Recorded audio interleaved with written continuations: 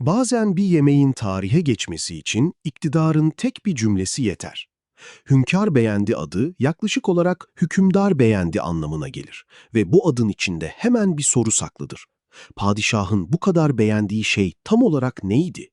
Karşımızda yalnızca etli bir patlıcan yemeği yoktur. Duman kokulu köz patlıcan beğendisiyle yumuşak et yahnisinin buluştuğu bu tabakta saray, diplomasi, Fransız etkisi tartışması ve Osmanlı mutfağının tadı statüye dönüştürme alışkanlığı vardır. Hünkâr beğendinin asıl bilmecesi, yemeğin lezzetli olup olmaması değildir. Gücü başka bir yerde durur. Sanki tadın yukarıdan onaylandığını söyler. Osmanlı dünyasında saray sofrası yalnızca ev sofrasının daha büyüğü değildi. Düzeni, hiyerarşiyi, tedarik zenginliğini, aşçıların bilgisini ve imparatorluğun farklı ürünleri tek biçimde buluşturma becerisini gösterirdi. Bir yemek padişahla ilişkilendirildiğinde yalnızca mutfak hayatı değil, sembolik bir biyografi de kazanırdı. Bu yüzden soru şudur: gerçek bir saray mutfağı olayından mı söz ediyoruz, yoksa adı sonradan kendi efsanesini yaratmış bir yemekten mi? En yaygın anlatı yemeği 19. yüzyıla ve Sultan Abdülaziz'e bağlar. Popüler hikayeye göre 1869'da Napolyon III'ün eşi Fransız İmparatoriçesi Eugenie İstanbul'a gelir. Onun aşçıları ya da Fransız mutfak tekniği bu yemeği bir şekilde etkiler. Bu anlatıda patlıcan beğendisi beşamel sosla akraba gibi düşünülür. Un, yağ, süt ve yumuşak, yoğun bir temel. Sultan dumanlı patlıcanla etin birleşimini tadar ve beğenir. Fakat tam burada tartışma başlar. Hikaye çok bilinir ama yemeğin doğuşunu kesin bir kroniğe çevirecek sağlam kanıtlar yeterli değildir. İkinci anlatı daha temkinlidir. Ani bir icattan değil, Osmanlı damak zevkinde zaten var olan iki çizginin buluşmasından söz eder. Patlıcan uzun zamandır şehir ve saray mutfağının önemli sebzelerinden biriydi. Etli yahni ve tencere yemekleri de sofrada sağlam bir yere sahipti. Geç Osmanlı elit mutfağında Fransız etkisinin arttığı da doğrudur. Özellikle 19. yüzyılda saray ve yüksek çevreler Avrupa usullerini yakından izliyordu.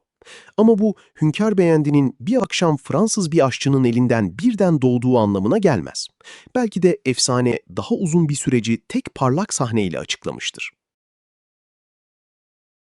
Patlıcanın neden yemeğin temeli haline geldiğini anlamak için Osmanlı mutfağındaki yerine bakmak gerekir.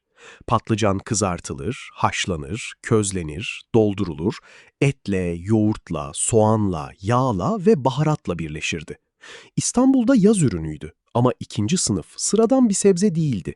Dumanı, yağı, ekşiliği, soğanın tatlılığını ve etin kokusunu içine alabilirdi.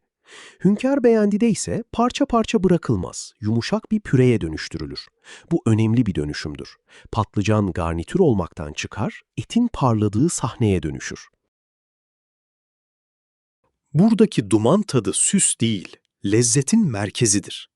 Bu püre için patlıcan genellikle açık ateşte ya da güçlü közde kabuğu kararana ve içi yumuşayıp is kokana kadar pişirilir. Sonra kabuğu soyulur, içi kıyılır ya da ezilir, yağ, süt, un ve bazen peynirle birleşerek yoğun, açık renkli, ipeksi bir temel oluşturur. Bu teknik sabır ister. Patlıcan iyi közlenmezse püre kaba kalır. Duman kaybolursa yemek ateş hafızasını yitirir. Osmanlı'nın patlıcan sevgisiyle daha Avrupâi sayılabilecek pürüzsüz sos fikri tam burada buluşur. Et kısmı çoğu zaman kuzu ya da koyun eti üzerine kurulur. Soğan, yağ, bazen domates ya da başka ekşi bir dokunuşla ağır ağır pişirilir. Et yumuşak olmalı ama kimliğini kaybedecek kadar dağılmamalıdır. Patlıcan püresinin üzerine yerleşir ve iki katman farklı görevler üstlenir. Alttaki duman, sütlü yumuşaklık ve yoğunluk verir, üstteki ise et suyu, koku ve doyuruculuk getirir. Bu yalnızca garnitürlü et değildir. Koyuyla açık, dumanlıyla sulu, saraylıyla eve yakın olan arasındaki karşıtlık üzerine kurulmuş bir yemektir. Tam burada bir tarihi uyarı daha gerekir. Bugünkü tariflerde domates sıkça kullanılır ama domates Osmanlı mutfağına Yeni Dünya'dan geldikten sonra yavaş yavaş girmiştir. Bu yüzden başka patlıcan yemeklerinde olduğu gibi eski biçimleri doğrudan bugünkü tabağa taşımak doğru olmaz. Modern tarifi 16. ya da 17. yüzyıla otomatik olarak yerleştiremeyiz. Bildiğimiz biçimiyle hünkâr beğendi, patlıcanın, etin ve Avrupa tekniğinin aynı tabakta buluşabildiği geç Osmanlı mutfağı bağlamında çok daha ikna edici görünür. Topkapı mutfağını ya da geç dönem bir saray konağını düşünün. Aşçı rastgele bir öğün için değil, tadın kontrol altında olması gereken bir sofra için çalışır. Patlıcanlar közlenir, et ayrı pişer, sütlü temel yanmamalıdır. Bakır kaplar ısıyı taşır ve sunum özen ister. Böyle bir yerde bu yemek gelişigüzel kurulamazdı. Sıralamaya bağlıydı. Önce patlıcan için ateş, sonra et için sabır, ardından pürenin pürüzsüzlüğü ve en sonda birleşme. Saray zevki çoğu zaman ürünün nadirliğinde değil, sürecin denetlenmesindeydi.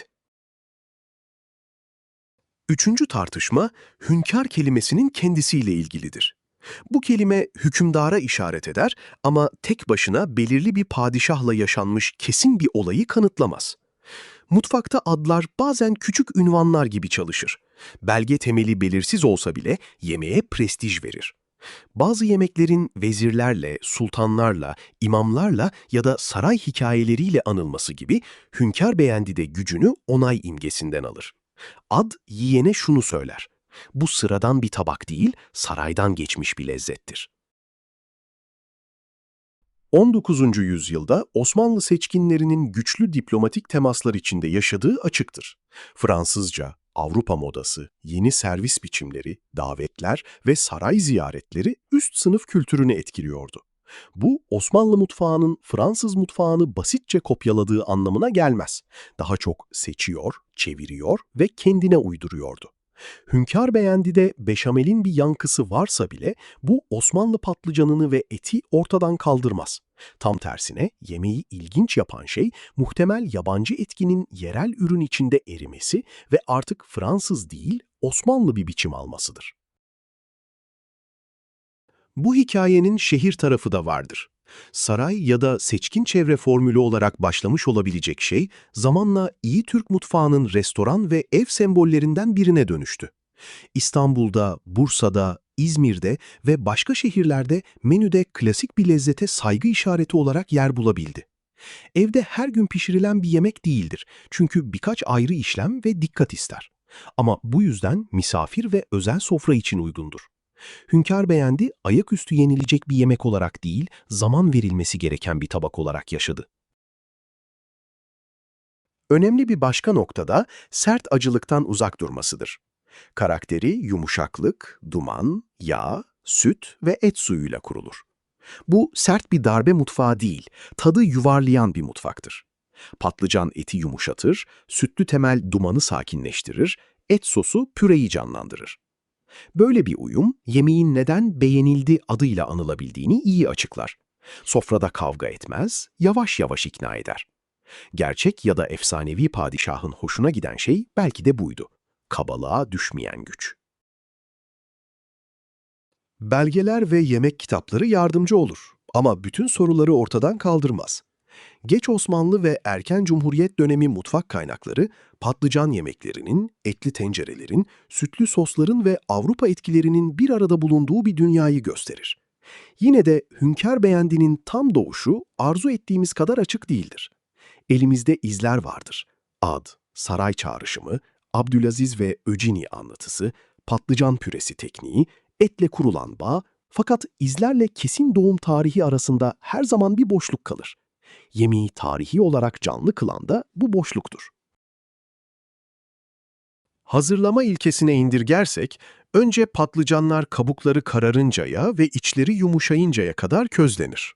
Sonra içleri çıkarılır, yağ, un, süt ve bazen peynirle birleşerek yoğun ve dumanlı bir püreye dönüşür. Ayrı bir kapta et, soğan, yağ, tuz, baharat ve modern versiyonlarda domatesli bir dokunuşla pişirilir. Et yumuşadığında patlıcan temelinin üzerine konur. Önemli olan pürenin dumansız kalmaması ve etin patlıcanı bastırmamasıdır. Yemek tek bir gösterişli ayrıntıyla değil, dengeyle ayakta durur. Peki neden yaşadı? Çünkü aynı anda birkaç isteğe cevap verir. Etin doyuruculuğunu verir ama sebzenin derinliğini kaybetmez. Saraylı görünür ama ev damak zevkine de yabancı değildir. Bir efsane taşır ama yalnızca efsaneye bağlı değildir. Geç Osmanlı İmparatorluğu hakkında büyük bir hikaye anlatır. Avrupa'ya bakan bir saray, kendi dilini kaybetmeyen bir mutfak ve yanında et, süt ve padişah adını taşıyabilecek kadar güçlü bir patlıcan.